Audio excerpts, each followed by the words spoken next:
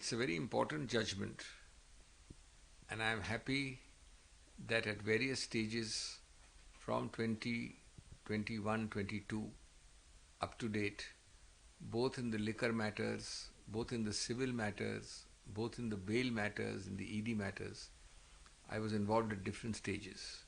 So the first point is that discharge means that there is not even a case for which charges can be framed, which means there is no case to answer worth even framing charges.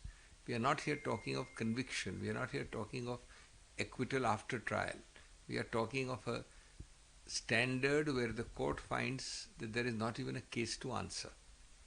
The second point is that in the current ambience of a screaming, screeching set of headlines, a narrative created, an ambience created, and a general climate of intimidation and fear, this is a bold and courageous judgment which goes by the law.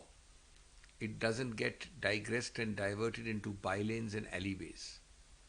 Third, it deals with the arguments we made at different times for the last 4 years or 3 years, that policy is not a criminalization issue unless a direct intent and a direct skewing of policy is proved. As it is rightly put, failure is not criminality, profit is not illegality. This is criminalizing and weaponizing only for political objectives, something which is in the realm of policy, purely civil and commercial. The fifth point is about this whole practice, the whole entire design of these proceedings has always been catch people, keep them incarcerated, subject their relatives to intimidation and pressure, then suddenly they go through some laundering machine and become approvers, and upon that they get bail, and then they start making allegations against the accused.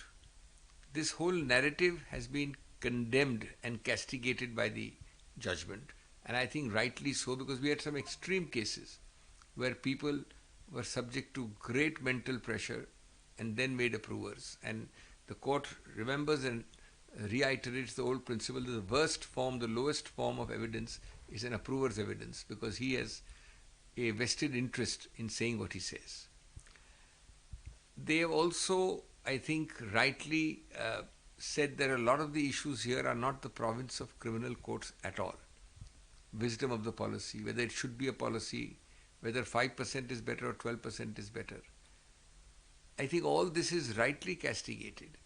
And the institutional decision par excellence, which is multi-layered, over almost a year, it went through 10, 12 layers, including the LG's office. There was no single person with a knee-jerk thing deciding it immediately. The notes, the file proceedings show that. I think this is another legal angle, a legal facet which must be underlined and emphasized.